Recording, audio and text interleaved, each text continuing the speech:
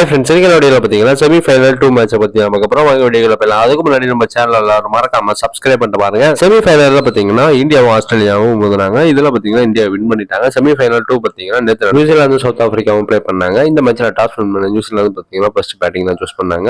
அவங்களோட பேட்டிங் லைனப்ல அதிகபட்ச ஸ்கோரில் பார்த்தீங்கன்னா ரஜன் ரவீந்திரா 108 ரன் அடிச்சிருந்தாரு. அடுத்தபடியாக கெயின் வில்லியம்சன் 102 ரன்னும், கிளென் பிலிப்ஸ் பார்த்தீங்கன்னா 49 ரன்னும் அடிச்சிருந்தாரு. ஃபைனலாக நியூசிலாந்து 50 ஓவரில் 362 சொல்லிட்டு ஒரு ஹையஸ்ட் ஸ்கோரை தான் வச்சிருந்தாங்க. சவுத் ஆப்பிரிக்காவோட பவுலர்ஸ் இங்கிலி பார்த்தீங்கன்னா 3 விக்கெட்டும், ககிசோர் ரபாடா 2 விக்கெட் எடுத்திருந்தாரு.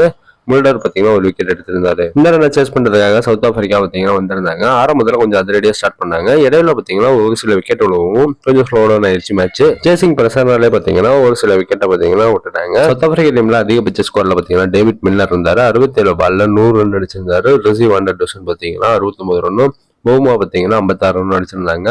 சவுத் ஆப்பிரிக்கா 50 ஓவரில் 9 விக்கெட் இருந்து 312 ரன் தான் அடிச்சிருந்தாங்க. நியூசிலாந்தோட பவுலர்ஸ்ல மிச்சல் சாண்டனர் பார்த்தீங்கன்னா 3 விக்கெட்டும், கிளென் பிலிப்ஸ் 2 விக்கெட் எடுத்திருந்தாரு. மேட் ஹென்ரி 2 விக்கெட் எடுத்திருந்தாரு. நியூசிலாந்து இந்த மேட்ச் பார்த்தீங்கன்னா 50 ரன் வித்தியாசத்துல மேட்சை வின்னு பார்த்தீங்கன்னா எடுத்திருக்காங்க.